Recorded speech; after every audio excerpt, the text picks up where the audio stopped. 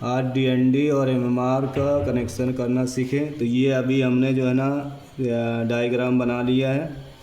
तो ये DND switch है, 2 वे स्विच रहता है, और ये एमएमआर का है, ये भी 2 वे स्विच होता है। और ये यहाँ हमारा बाहर जो है जहाँ एंट्रेंस होता है यहाँ पे बेल स्विच लगा होता है, और ये डीएनडी का ये स्विच होता है, एमएमआर का, दोनों एक ही में होता है। तो इसके अंदर 4 कॉन्टेक्ट होते हैं।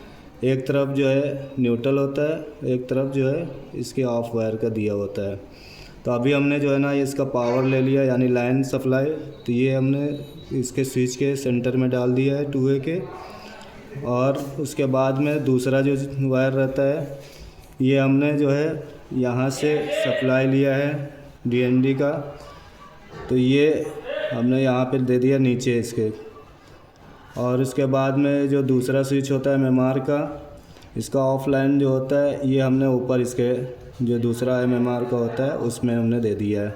ये एमएमआर है और यह डीएनडी हो गया, यह ऑफलाइन है।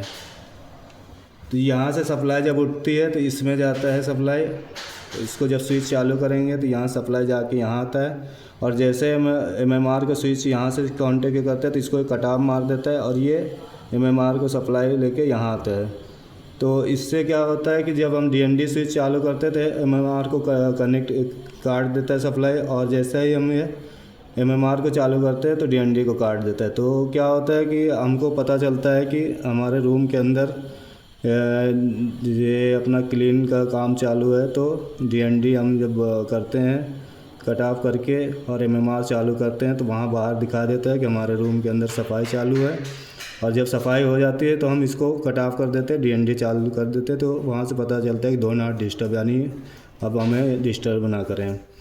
तो ये दूसरा जो सप्लाई होता है हमने यहाँ का जब सप्लाई दे दिया है, इसमें कॉन्टेक्ट बचता है।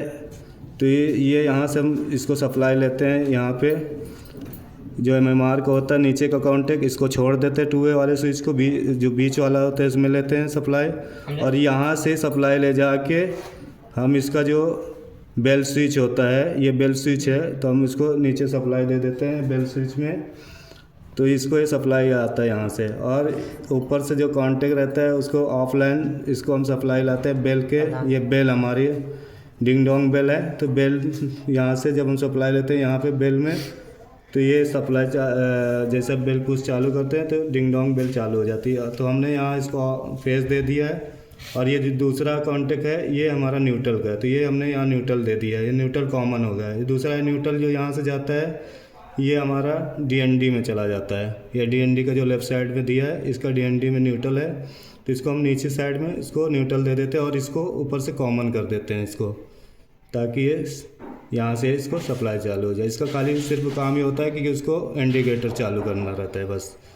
तो ऐसा ही वीडियो देखने के लिए आप लोग बने रहे, हम आपको दूसरा भी कनेक्शन दिखाएंगे। और हमारा जो चैनल है RBL electrical A to Z, उसको आप लोग सपोर्ट करें, लाइक करें और दूसरों को शेयर करें। Thank you.